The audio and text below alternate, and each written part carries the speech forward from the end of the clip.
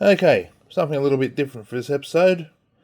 Going to open and build one of these Tamiya mini four-wheel drive kits. Now, I haven't had one of these since the late 80s. I think it was the first generations when they had just whatever their buggies were, the Hornet, Boomerang, Hotshot, things like that. And I thought they were cool back then, but I mainly got them as like a little scale model of the cars I wanted to have because I didn't have the money to have all those RC cars back then. But I always thought they were very interesting. They were fast, but that was it. And here in Australia, there's not really been any racing or stuff like that that I knew of until recently when I found a Facebook page, and there's actually a racing group that holds meets around Sydney, not too far from where I am. So I decided, hey, these don't cost a lot. Let's go and give it a shot. They have a box stock class where you just take one of these out of the box, build it, and go run it.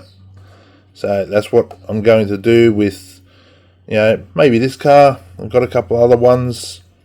Because the funny thing is, years ago, every hobby shop had these. They were widely available.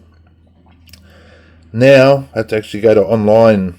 There's a place in Australia, CT, Car and Track, they're called, that have a lot of the kits, as well as track and that right here in Australia, and for pretty darn good prices. So let's get this open and have a look what we get. So this is the Neo VQS, which anyone from old school knows, that's the Vanquish. It's on the VED chassis, which is apparently one of the new ones.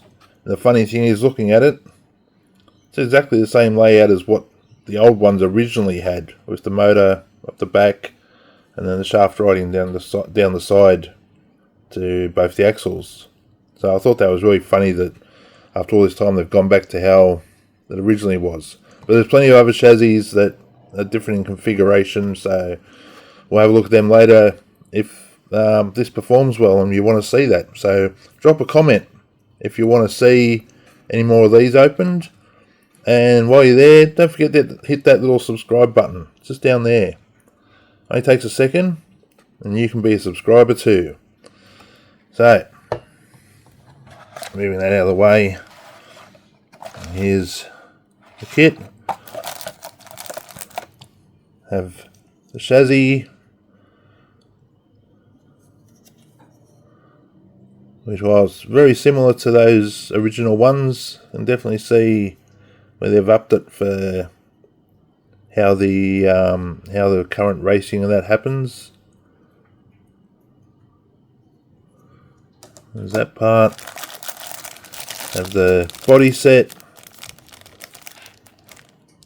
which I'll put on the stickers to make it look pretty. From what I've read and what I've looked up, not read, seen videos on these days, it's actually better to leave them unstickered and then see when you go racing how the track is and how the bounce of the car is, whether you want stickers at the front or the rear, or whether it's nicely balanced as it is. So, but this one I'll do to make it look pretty.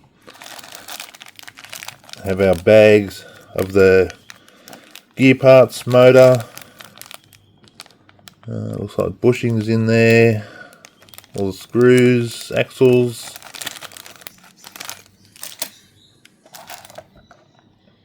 Next is tyres, not super duper soft, but hey, they've got to stay onto the rims, so it's them. They don't have much of a smell, which is disappointing. None of that old plastic, proper rubber smell. The wheels, which look to be the same. Oh no, hang on. No, they have the longer part for the shaft, and they're flatter, so I'm guessing they'll be the rear to make it slightly wider. But wait to get the instructions and find out about that. And then the rest of the chassis parts that hold everything down, the bumpers, all the parts to hold the motor in. And that's pretty much it as far as the actual parts. There's stickers. Wow, they're bright. And we have a manual, which is actually quite substantial.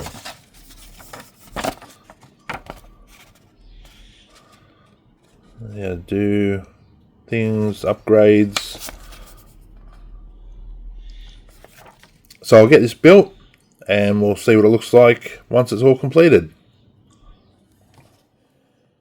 And here it is, all finished. It was quite a enjoyable build. As I haven't done one of these for a long time. They didn't come with all the rollers last time I built one of these. Only thing sort of stuffed up, you see there's a gold sticker on there. This one, I don't know where it went to. It flipped off the tool I was using to apply it and just vanished.